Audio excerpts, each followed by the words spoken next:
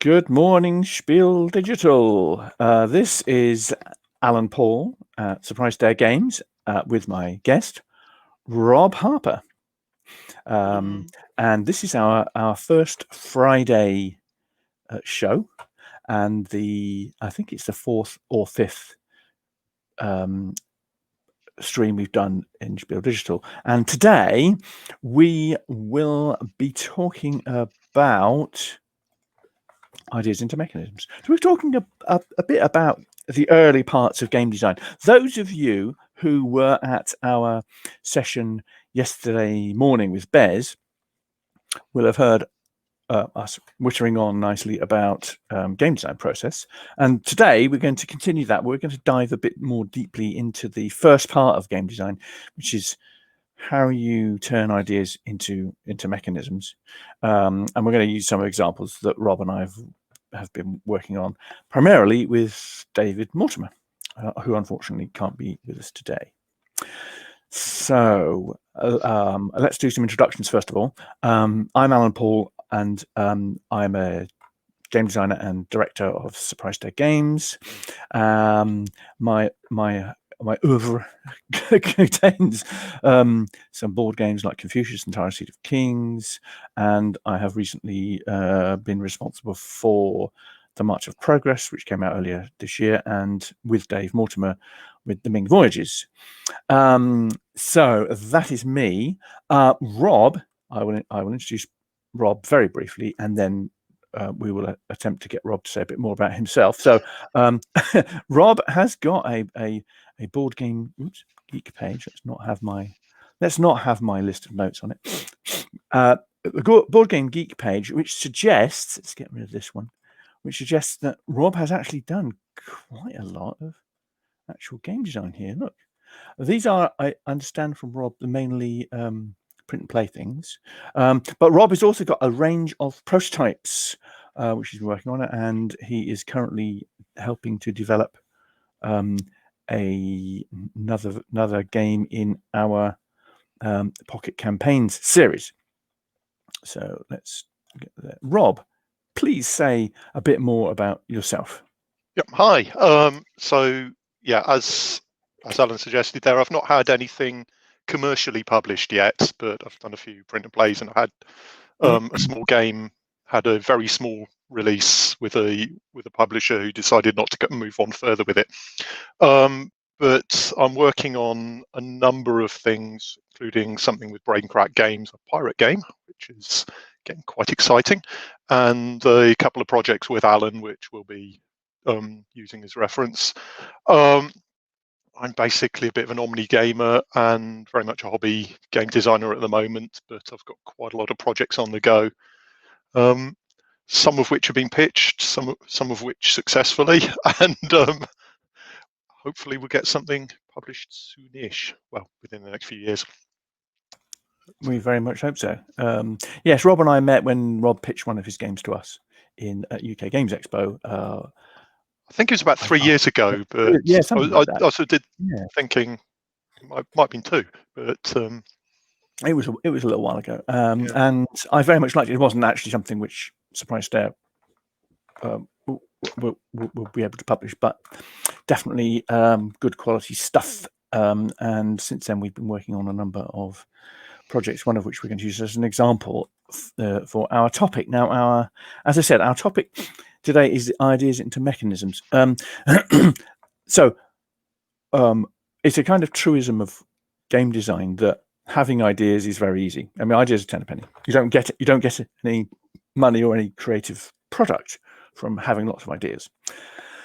But of course, then you want to convert these ideas into things that will work in a game. And we've got some concepts and ways in which this kind of thing happens. And since Rob and Dave Mortimer and I have been working on this Snails and Grails project, we thought we might use that as a route into these kind of issues. If you have any comments or questions, then please do put them to post them in the chat. And if there's questions, we'll attempt to answer them. And if they're comments, that's great. So without further ado, let's get into the actual topic a bit. So ideas. How do we get ideas, Rob? Well, in the Snails Grails is quite an interesting one because I think you, me, and Dave all came across some illuminations from some medieval manuscripts, which had these ludicrous pictures of snails attacking knights and hares attacking snails and all these bizarre, monstrous creatures fighting each other. And it was about a 30-year period, I believe, that these things were coming out, were being produced in England and France. And I think we'd all seen those and ended up talking to each other at various points and deciding there's probably a game in here somewhere. So just getting this kind of an image or a set of images that just inspired us to get talking about whether there'd be a game possible. And I think that's what just got the process going, really. Yes, this is the kind of picture. I just thought I'd show a random picture from internet. A knight hacking into a snail. Now, I often find actually that some historical theme or some historical story or narrative usually will stimulate ideas. I mean, it was the same with for me with Confucius. It was the whole idea of the game that I had for Confucius was based on the idea. I read an article which said that part of the Chinese social fabric was high up people giving gifts to other people, and basically that establishes a connection between those individuals, a kind of political and social and cultural connection. And if you've received a lovely gift from somebody, you are obligated to them in some way. And that suggested to me a game mechanism. So translating that into the game mechanism was part of what we're doing. And I think here, I think it was Dave, wasn't it, originally, who thought, yeah, there ought to be a game in this whole snails versus knights thingy. He was kind of the intermediary between the two of us because he'd worked with both of us on various things beforehand. Right. So, I think possibly need to explain a little bit more about the snails, the images, and the interesting thing about this, I have done a little bit of research on this. There's academic papers on this. Yeah, let's put it back on here because it's quite. Let's get closing on this image a bit more.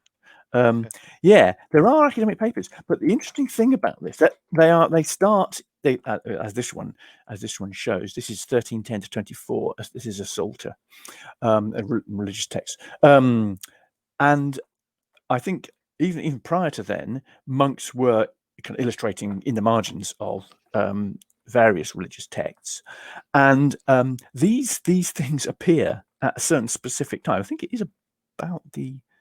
It's the last few years of the 13th century and the early and the beginning of the 14th. And they continue for a few hundred years after that, as part of the normal things that monks or other illustrators would put in the margins. And there has been some modern research on why, and nobody can really get a firm view of why this was done. There's various theories. There's theories that it's kind of a denigration of knightly cowardice, because knights are supposed to be heroic and brave and things. And the idea that a snail could beat a knight is that concept that some knights are just not proper knights. They're cowards and can't even beat snails. The problem with those kinds of theories. Oh, and the other theory was it was something to do with the Lombards, and I forget the actual the Lombard connection. There was a battle, early medieval battle, where the Lombards were guilty of running away, and one of the theories is that the knights represent the Lombards, who the cowardice of the Lombards is a representation somehow of the knights. But the problem with all of these theories is that there doesn't seem to be any textual evidence for any of them. It's finding the evidence we got is that they exist and you can see them, and of course they might be in specific manuscripts. But the trouble is, usually the manuscript doesn't relate to the pictures at all. So actually working out what they mean, what their significance is very, very difficult. Just some bizarre cultural reference that we just don't get, isn't it? Yeah. So. But from our point of view, it's great because we've got this resource for ideas. The hare. It's also hares. It's well. We're in our game. We're using the main featured medieval type creatures at this period, which is the knights, the hares, the snails, monkeys and monkeys, and grotesques, and grotesque. Yes, yeah. So gargoyle type grotesque creatures, which very kind of Hieronymus Bosch type of things. Although he's slightly later, isn't he? Actually, so. having started with this, we got together. The three of us got together, didn't we? We had a discussion. It was at HandyCon at the beginning of this year, in January. So we've been chatting a little bit through emails to just sort of agree that we were all interested in stuff. But I mean, our first part of the discussion, first of all, was we're literally saying, well, we've got these snails and grails, and one of the first things we did was to go in all the rhyming things that rhyme with snails and grails, and flails and males, and everything ending in ale was up for grabs. And in our first bits of discussion, as I recall, we're really saying there's probably a game or games in this, but we don't know what type of game that might be. So the idea is snails and grails. It's nice and alliterative. There ought to be a game in there. Is it going to be a war game? Is it going to be a cooperative game? Is it going to be a competitive game? We didn't really, when we started, we had no idea of what we were going to actually home in on. We just had this idea, and I seem to recall we sat down at HandyCon, and we just had lots of paper, and we just bunged lots of relevant snippets on pieces of paper. Yeah, we got a box of sort of meeples and cubes and some snail meeples actually, which I'd acquired, and a load of card and paper and things, and we were just tinkering about with stuff. So we batted things around quite a lot. I think the idea that we fancied doing this as a kind of defend the castle cooperative game came out almost immediately, and then everything just flowed from there. Yes, I mean the first bit was a brainstorm, which I think is, I mean, that you can have this if we take a very kind of process oriented view of it. It does work in that we kind of brainstorm loads and loads and loads of ideas, but as you've said, we actually homed in, I think, collectively quite quickly on the idea that we wanted this to be we felt that it was kind of a cooperative game. So we kind of felt that the players ought to be the heroes.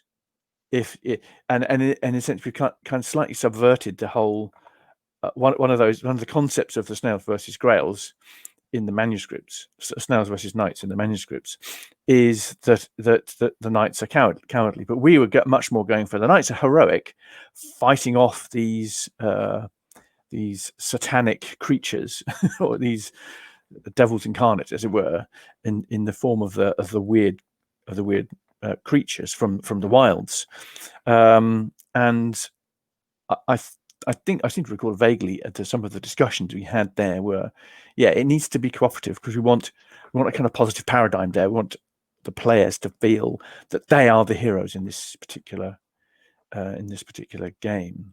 So I think it's quite interesting that idea came out of the stories that we were making up. And we're talking about snails and grails and flails and ale and male and all the other kind of ale words.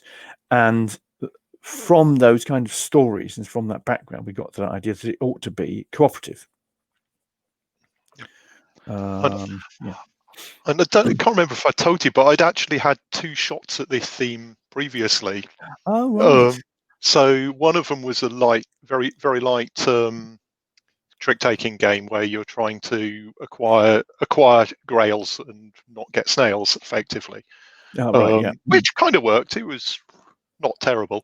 Because that's similar to your hats and a little, rabbits. I suppose. Yeah, the puffins thing. But there's puffins, not rabbits. Yeah, puffins. Yeah, Rob's got a prototype card game which is called Puffins in Hats. Yeah, yeah, and it's still terrible, but it needs an awful lot. So, but it's got pretty cards. So it's got very pretty cards. It's really nice. Yeah. And the other shot I'd had was effectively a war game, but with where you could manipulate these incoming snail attackers and try to make them crunch over your opponents rather than over you. And again, that's pulling in a different direction to what we decided we wanted, because that's kind of being a bit nasty and mean and trying to slide the evil onto other people, whereas we decided we'd actually want everyone to be the heroic side, where my previous take was absolutely not that. Yes. So, I mean, again, yes, my initial instinct, because of what I was working on at the time, was a wargaming angle. And I think the fact that there were 3 of us there really helped in the generation of ideas and in crystallizing the initial concept of what kind of game we were wanting. The fact that it wasn't just one of us. I mean, as you were saying, you've had some ideas of how to do a game on this before, but the fact there were 3 of us there, and I kind of partly got the impression that Dave was quite focused on, we need to convert this into something which, even in the short term, should give us a good output. so I think I tend to mull things over. Temperament comes into this when you've got a group of people, and I think I'm more contemplative, or you could say slow, perhaps. Whereas I think Dave's very, very focused on getting some outputs fairly swiftly, which is good, which is excellent. Yeah. Whereas I tend to just slap things around and see what sticks. But so it kind of worked quite well. Actually, this was going at about the same time as another collaboration, and it's kind of the first 2 collaborations I've actually done with people for creating a game. And in both cases, I've ended up with generating ideas really quickly and really efficiently, and turning them into something that's actionable. So it's kind of my introduction to working with people on developing a game from an idea into something. Yeah, and I think that's a key, isn't it? Turning, I like that phrase, turning the ideas into something actionable. That's the key. And very often, the something actionable can be something quite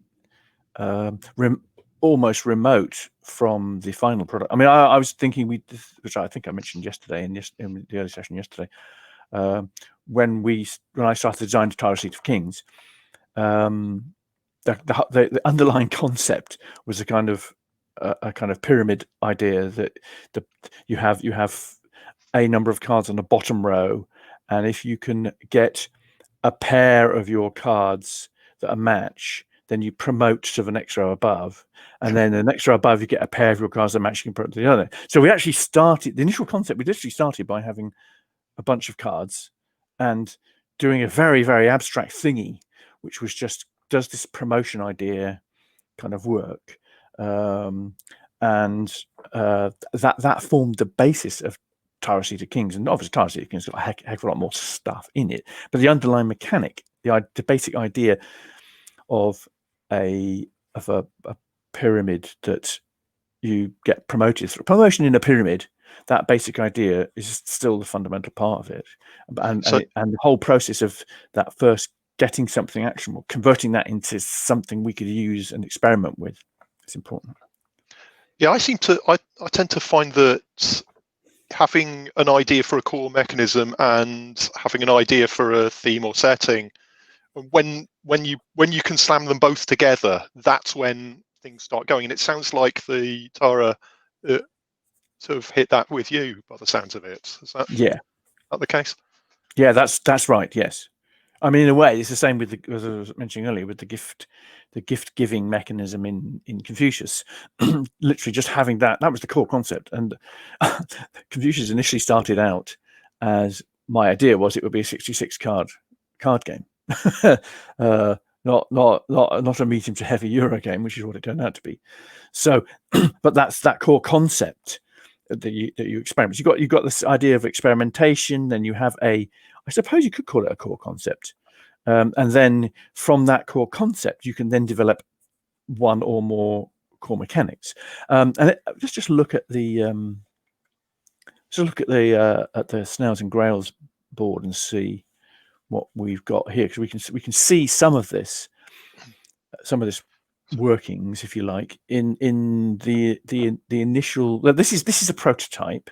it's a reasonably developed prototype now, because we've been working on it for quite a while, but it's got the core ideas here, hasn't it? I think.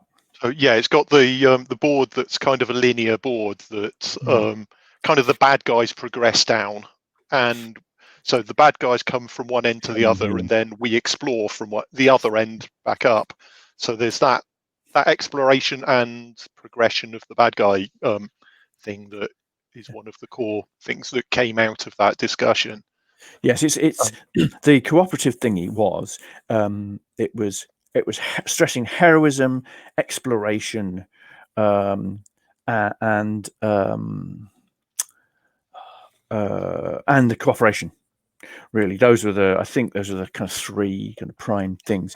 And we kind of knocked around some ideas about how the exploration would work. I think the heroism we were fine with, because the heroism is basically each of the players here is a knight.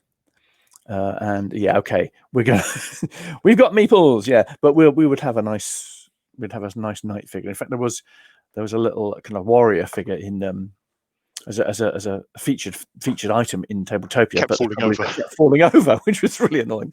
So we're using meeples. Yeah, we were using meeples for this. So these are our heroic knights, and the exploration bit, which emerged from our discussions, was that the whole concept here. This is a village which the heroic knights are trying to protect, and the enemy, if you like, the snails, the monkeys, and the hares will come.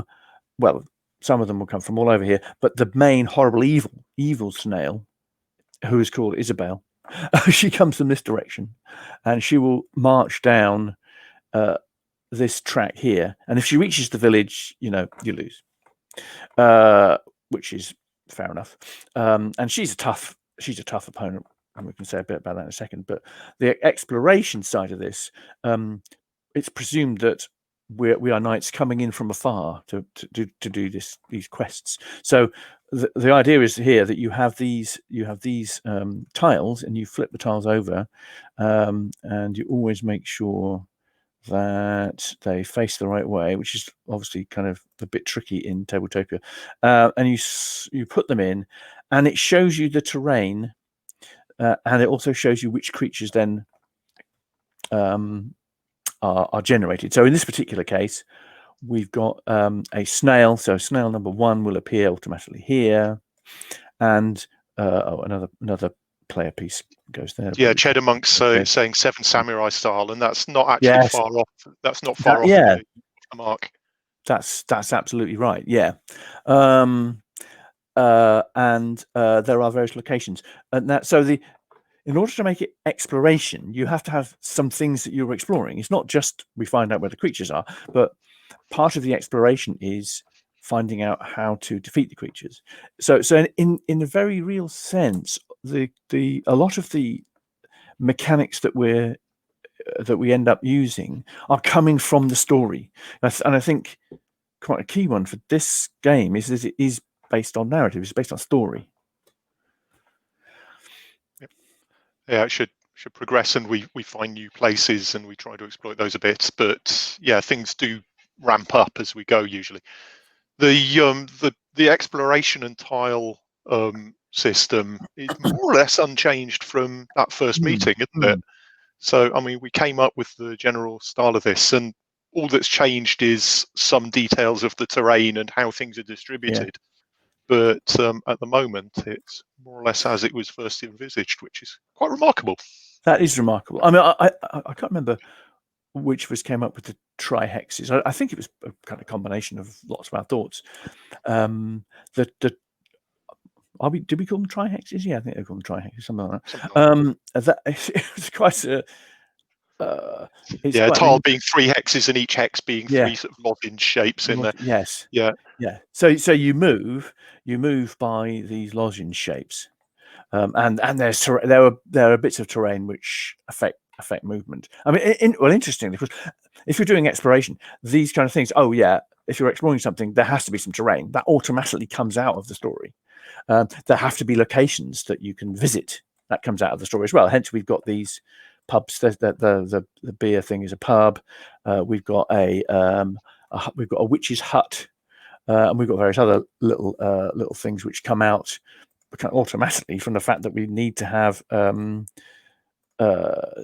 locations that the knights can visit in order to get stuff. So we've got there's a church because it's medieval. This church. So once you've had that original concept of exploration and it's medieval, loads of things automatically kind of come into play. And in fact, am I right, Rob? It's really sometimes it's a question of what you don't include because you don't want to include something too complicated. I think we did refine things down quite a bit. I mean, there were ideas for quite a lot of different locations to use, but we kind of combined a lot of them into one thing. So basically, you can the inns are places where you can get companions and things like that. So and basically all the companions turn up at the inns because they would. But other places are for getting other types of buff. But there's only a couple of locations that you have to find and visit for the to win the game, and the rest of it is all. Do you spend the time to explore for those and visit those? Yeah, in order to is it worth the buff? Yeah, these are. If I just a couple of ones at the end here. Because it's called it's called Snails and Grails. So Grails must come into it, obviously. So we have at the far end, we obviously the knights know a little bit about the lay of the land, and at the far end of this strip which we're exploring, we find these Grail places. Now the Grails, I mean, in a sense, the whole concept of Grails in the game it's from the Snails and Grails title. It's a fundamental part of the concept. Was that what the knights have to do is find, well, initially the Grail or Grails in order to defeat the big baddies, which is very much comes from a kind of video game type of thing, I guess. And that automatically links to, see, a lot of these things automatically come out of the core concepts. We have a big bad snail called Isabel, and as I mentioned before, she will come down this track. In order to defeat Isabel, in fact, in order to even do any damage at all to Isabel, you have to find a particular Grail color. Now there are actually 3 Grails in the game, but in order to attack Isabel, you have to find the proper Holy Grail, the silver one. And that is somewhere in here, but these are randomized, so you don't know exactly where it is. So part of your exploration is to get one of your knights up here, at least one of your knights up here, so that they can explore and find the silver Grail. So in a sense, it's interesting that all of these initial ideas that have come out of the potential narrative and the story, and the way we created the story have suggested some of these mechanics, and I think that's the way it often works. Yeah, there's another one's just come to mind actually, is the whole salt and barricades thing. So the game has two ways. I mean, you can attack creatures that are around the place, or you can put blockages in their way. And one of the ways is you gather wood and stick barricades in a place, and that um, slows down creatures as they're trying to get to the village. The other one is there are a couple of salt mines that you might be able to Hmm. find, and someone that can help you extract the salt as a companion. If you can put salt down, it does nothing to most of the creatures, but does damage to snails and slows them down. So that it's just one of those things that came out of a hang on, what could slow a snail down type Yeah, yeah. type thing. Um, I think what we're what we're trying to do in all of this, and why it works, is that we're always conscious that we're trying to give players interesting choices at each stage. So, and we know we've got three creatures. There's three is a useful number in Game Zone. So we've got three touch creatures. We've got snails. Okay, we've got a big snail as well. We've got Isabel, who's a refinement, if you like, of the snail, and we've got monkeys and we've got hares, and they all have slightly different characteristics because that makes things much more interesting. then there's the combat, which is And there's the actually we have four creatures because we have the grotesques. Yeah, the grotesques are a special because it was a nice medieval thing, and we felt that gives a lot of colour to the whole thing. And the interesting thing about the grotesques, and again, it has emerged to an extent from the other creatures, is that they are basically um, in each turn they will effectively act as a snail, a hare, or a monkey, which was quite a nice little tweak. They actually are stronger and tougher than the main creatures, but that's a nice, I think, a nice little tweak. There's only two of them, and they only come out from this. This is the real danger area. You have to go there because that's the only way you can beat Isabel. So you have to, you will eventually meet a grotesque, at least one, possibly two. But that increases the tension. I think that's what we were trying to do with that. I think yeah, it does naturally lead to team play quite a lot because you need to get a long way down the map in order to acquire the grails that'll allow you to defeat the boss. Yeah. But if you concentrate on doing that, there'll be all these other creatures that are closer to the village that have cropped up that'll be gradually ravaging the village, and you'll die horribly. So it's in play. It naturally kind of involves dividing the party and sending someone down the map and someone to act as a backstop, Yeah. and sometimes someone to handle the middle ground or whatever. Yeah. So it kind of naturally splits people into roles. Yeah. So Yes. with, So the fact that it's a cooperative game means that we were focusing a lot of our thoughts about how how should the cooperation work in this context, and how does it differ from other cooperative games? Because although we have some basic ideas, we want to make it different from other cooperative games. We'll get onto combat in a sec, but I think we just zip down yeah, the cooperative thing a bit. A difficulty that we recognize with cooperative games is that you get the alpha player problem. You're somebody who knows the game and will generally, there's the tendency for those players to tell people what to do when you really want to spread the decision making around. So we have these cards. You get a hand of cards, but probably you should explain this bit, Rob. so the cards provide various options. So they've effectively each got a set of icons which allow you to take certain actions. So there may be an icon that allows you to move. I think all the cards have got a movement option on there. There's some that allow you to build barricades, some that allow you to attack creatures, some that allow you to make use of any companions that you've got with you, and so on and so forth. So you've got a different combination of those abilities on each of the cards. So in order to take your turn, you play a card, and then you do as many of those actions as you wish. And the bottom section of the card here is if you end up in a certain location, you can equip that card. So the Heart of Oak card there, if you end up in an inn, you can recruit the woodsman to help you. And he then allows you to gather woods when you're in forests, which you can then use to build barricades. The horses, if you're at a stables, if you end up at a stables, you can get the horses, and that allows you to move more quickly. So there's each card has got this thing of, do I try to end up in this right location? How many of these icons can I use? In most turns, you can't use all of them, but you can usually use 2 or 3 at least. And the fact that it's only a few pieces of information, but it's enough to make things a bit complicated. And when we ban players at the moment from actually telling each other what they've got in hand. Yeah. So there are opportunities to pass cards to each other, which allows a bit of sharing. So you can say, I need movement, and someone can make sure that you get a card with double movement.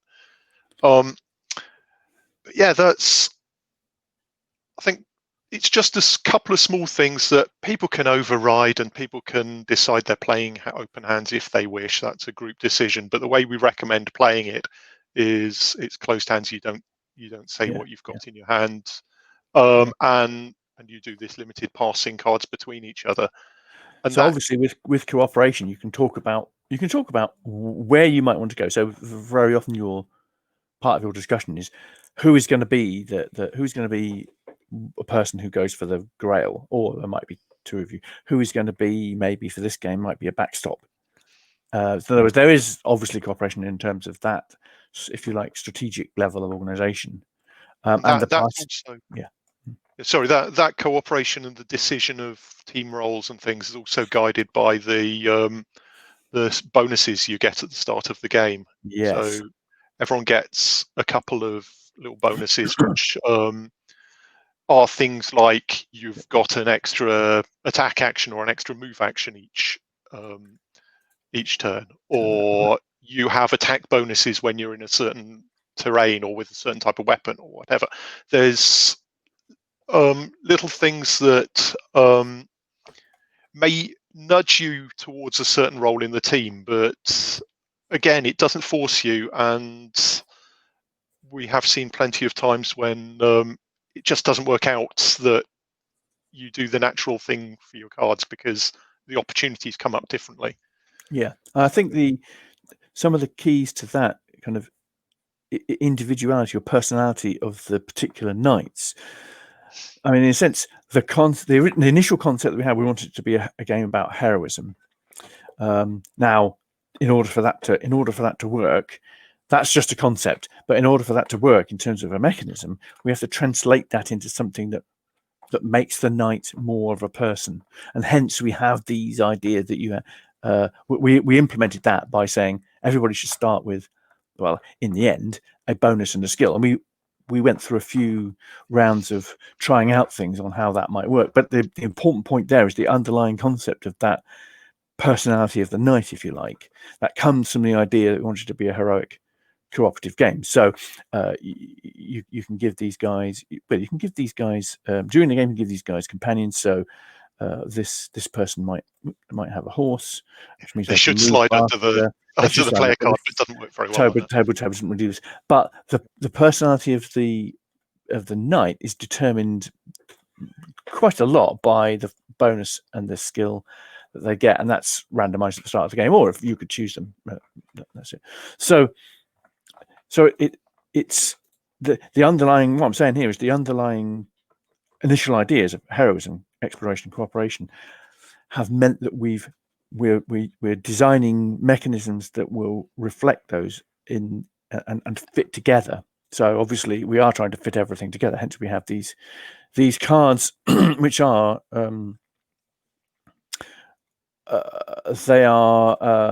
they give you actions, but also on the other side, we have to have a way, and we spent a long time thinking about this, of how the creatures actually move. It has to be kind of programmed in, but smooth for playability. So hence we've got on the back of these cards, we have an indication of which creature type moves. So we decided fairly early on in the discussions that during each player's turn, one type of creature should move. Not all of them, because that'd be too much, really. One type of creature should move. So you can anticipate, because you can see the back of the cards, you can anticipate which creature type might move, and therefore your knights can use that information to be in the right place, or particularly not be in the wrong place when something might hit you. And using the back of the cards for this, rather than a separate thing, integrates the mechanics together very nicely. And speaking of integration and progression, we need to talk about the combat system, I think, because that's quite a key. Again, it comes from the heroism. And this is one of Dave's, though, wasn't it? Really?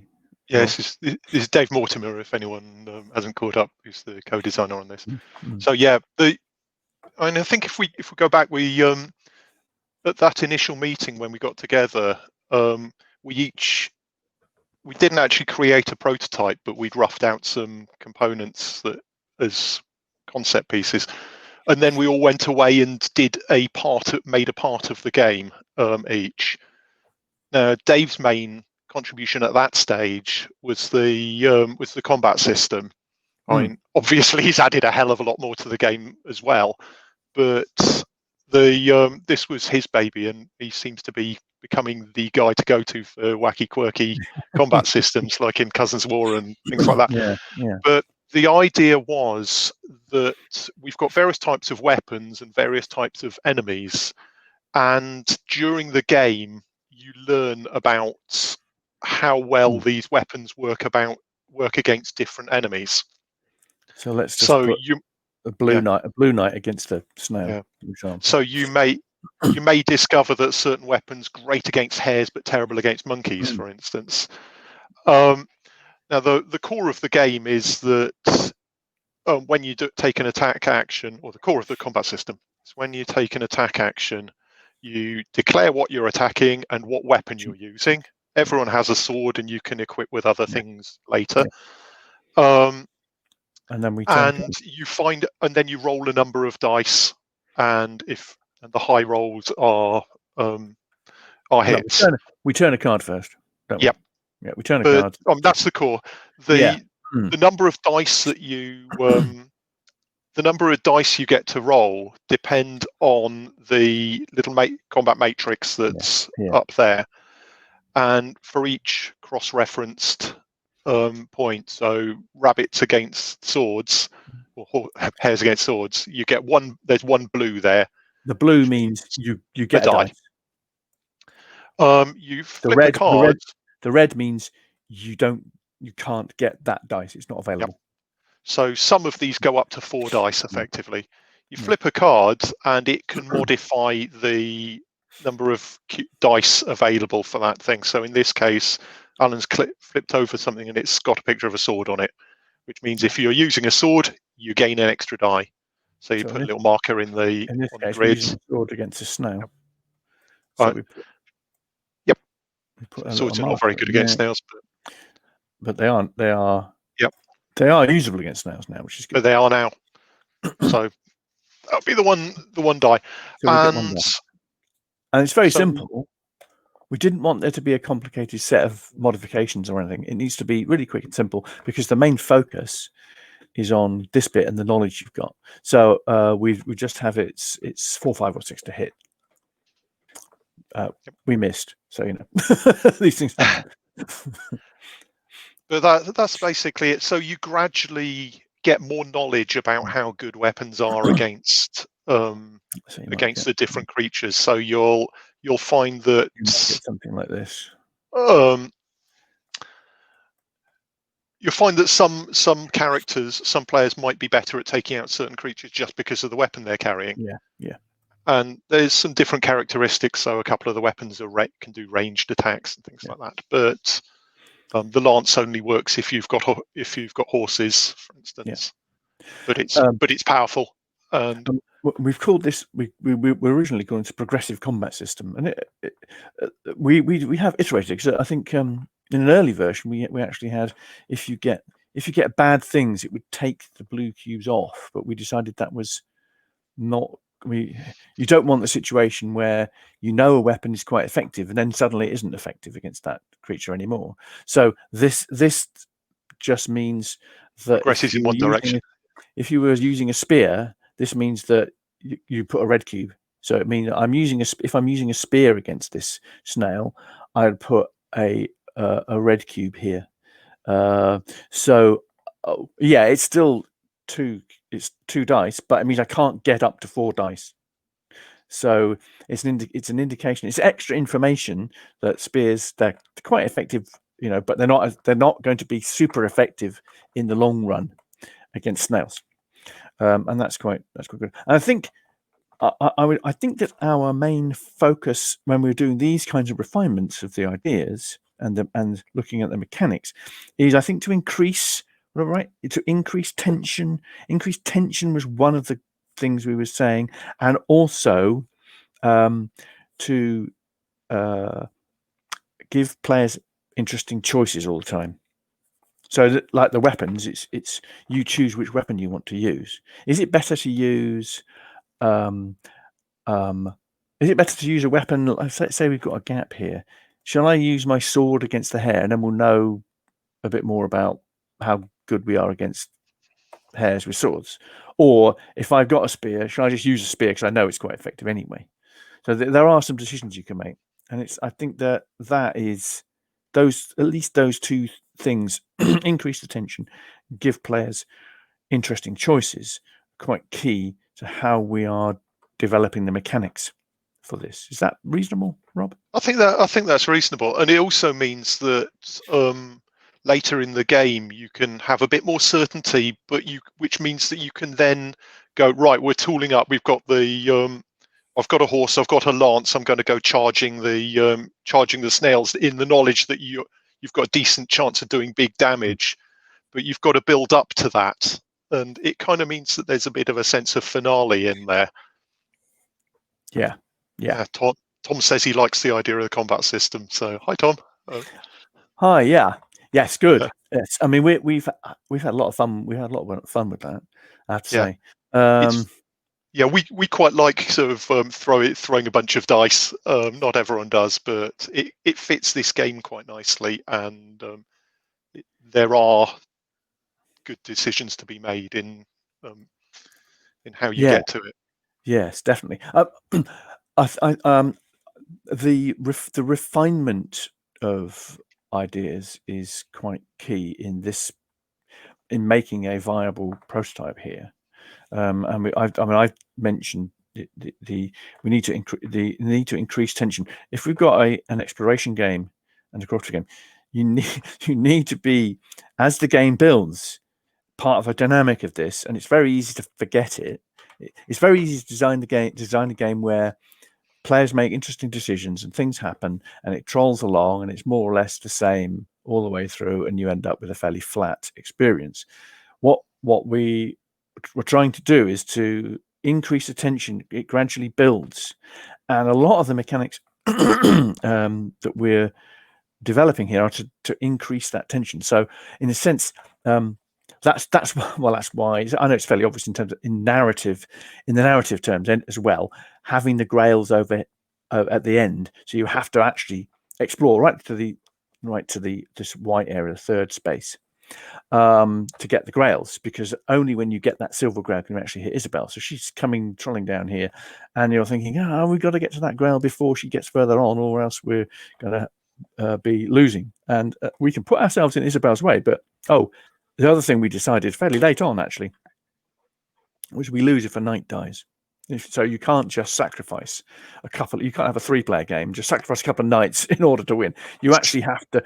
It's not quite Seven Samurai because I was going to some of say them this is died. where it moves away from the Seven Yeah. Samurai idea, because we Um, should all die in that, right? yeah.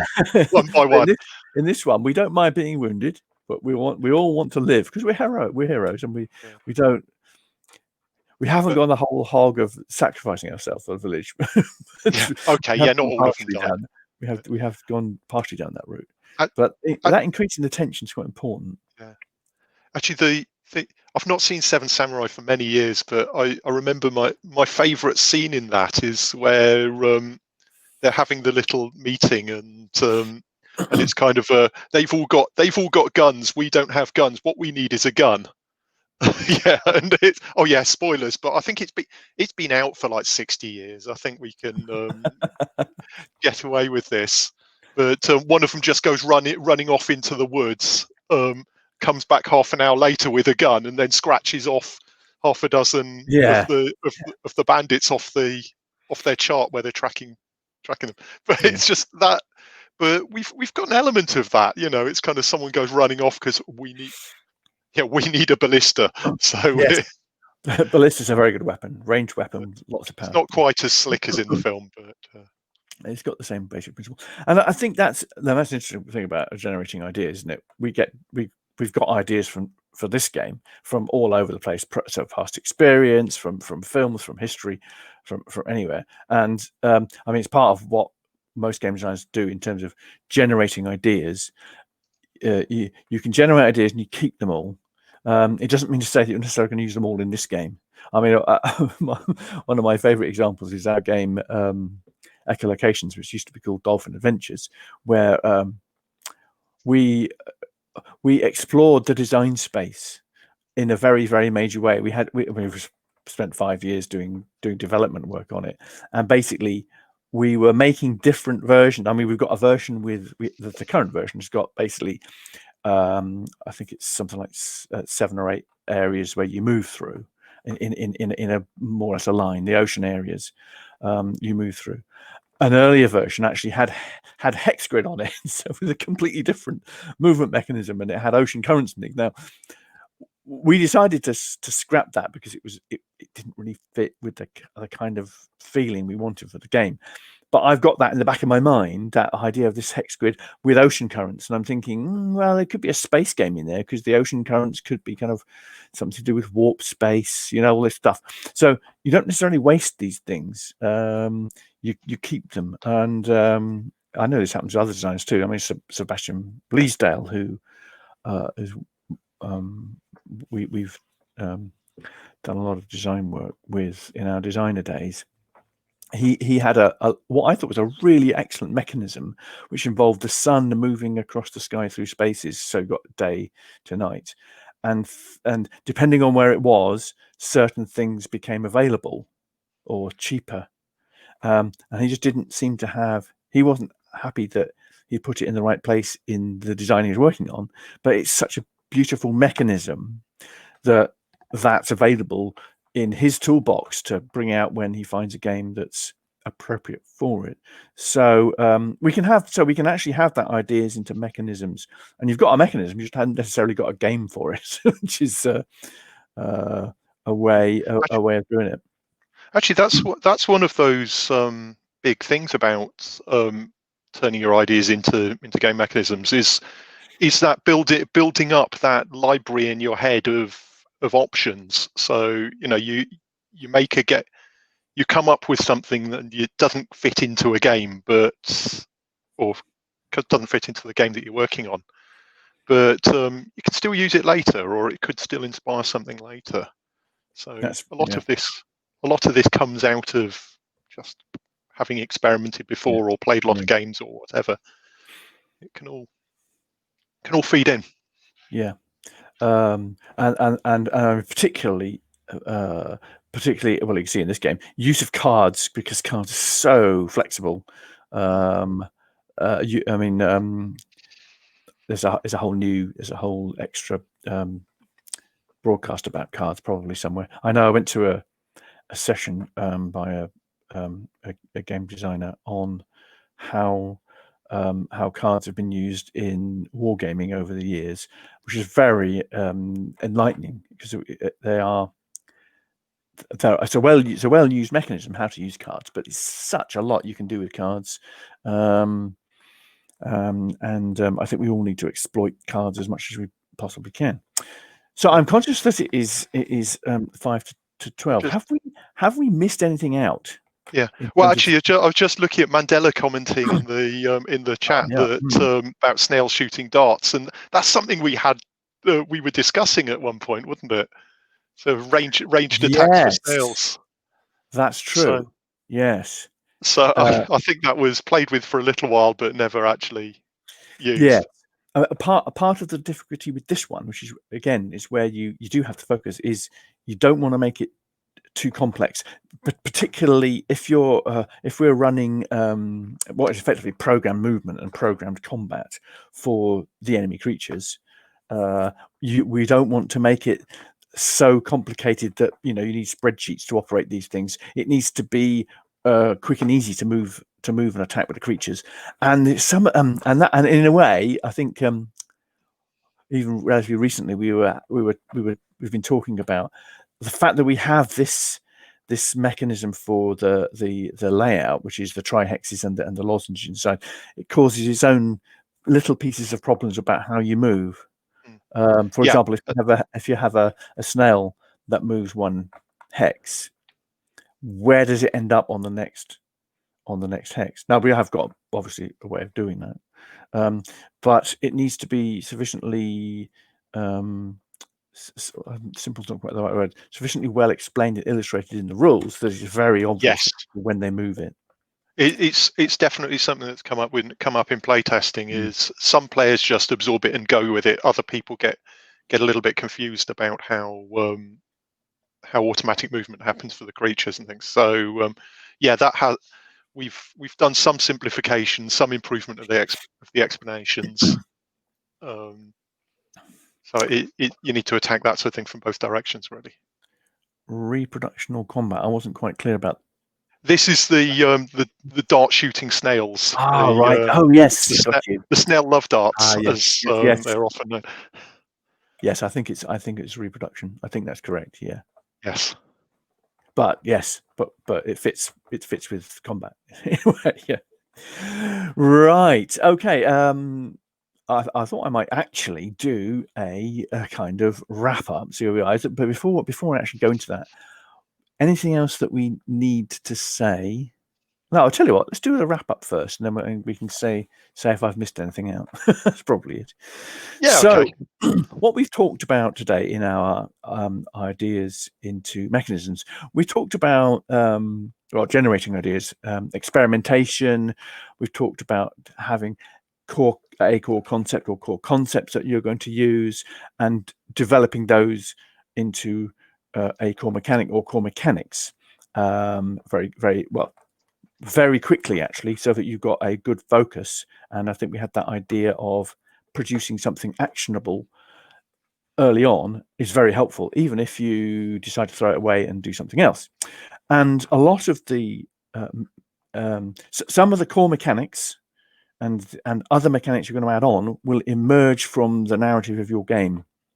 So that in a lot of cases there'll be some form of logical progression, as we can see in Snails and Grails, from the history, from the story. And what we need to do when designing the system as a whole and looking at the individual mechanics and how they relate to each other is to be careful to make sure that we're increasing the tension during the game so that it builds to a crescendo, hopefully, particularly if we're looking at a cooperative game.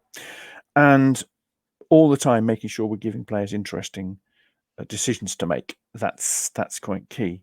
And all of this is wrapped up in, I think, what we were looking at yesterday morning in the design process, this make, test, evaluate, back to design, make, test, evaluate, iteration thing. And that's critical to this process of getting ideas into mechanisms. And I think the really good point that Rob made towards the end there was that as a game designer, or as a group of game designers, what you're ending up with is a library of tools and sometimes even a library of actual individual mechanisms which you can use in not just in the game you're currently working on, but use in the future as well. I mean, there's a whole issue there again about how you curate that library so that you've got access to those tools. The danger, and one of my problems I have, is not being able to track down all the notes I've got for things. I'm not very good at being organized at that. Do you how organized are you in keeping your library of tools available, Rob? I'm incredibly disorganized in almost all aspects of my life, to be honest. But actually, sort of Bez brought up the Engelstein Shalev building blocks book, for instance. That actually is quite a useful little aid memoir for this sort of thing. You kind of have a flick through and go, oh yeah, that reminds me of this thing I was trying out. But I mean, I've got files of notes and failed prototypes and all sorts of things all over the place, or even partially successful prototypes all over the place. Mostly in endless folders on Google Docs or Google Drive. But so I've got whole cupboards full of old designs, some of which are failed designs that I've put away and hopefully will remember at some point. I used to have lots of notebooks as well. It's keeping them all together. I suppose, Rob, with modern technology, we ought to have our databases of things. Oh, shout out to Quentin Deck. Hi, Quentin Deck. There are lots of people making comments, which is really great to see. Yeah, Tom's saying using an old notebook and revisiting ideas. Absolutely, yeah. It's just dipping into an old thing. I've got I like looking at these old prototypes from 5 years ago and just go, well, there was something in that, and you get some inspiration maybe. Yeah, I was slightly worried about my Dolphin Adventures echolocation because I know that most of the stuff is I've got most of it crammed into a drawer of my desk, where it's shoved all the old stuff in to get it out of the way so it doesn't get confused with the current stuff. And then I got another box of all the other components which we used before. So it's in a sense, what you need to do every so often, I think, is go through your stores of old stuff. See what you've already done. Otherwise, you can forget it, which is sometimes a bit of a problem. I have this habit of working on a prototype for a year or something like that, and then shelving it, and then coming back to it 2 years later, and then do a bit more with it. And well, I mean, eventually get somewhere. Some of them. Before we come to an end to this session, are there any other questions that people in the audience would like to ask? I'm happy to if you have any burning questions you want on this particular topic. And while we're doing that, let's just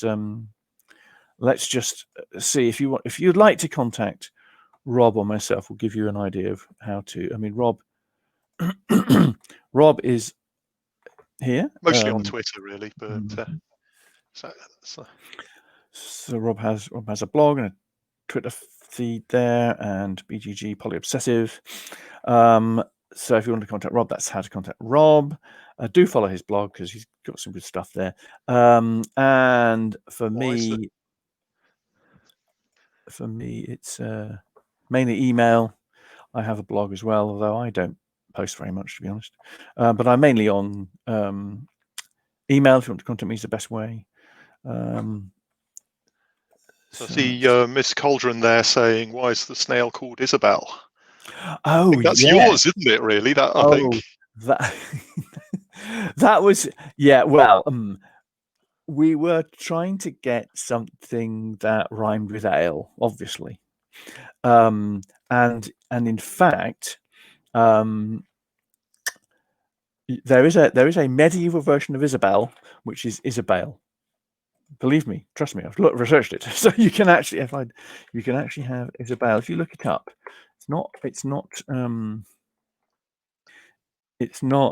It's spelt like that. Although, of course, medieval spelling being what it is, there are multiple different spellings of Isabel, the whole thing.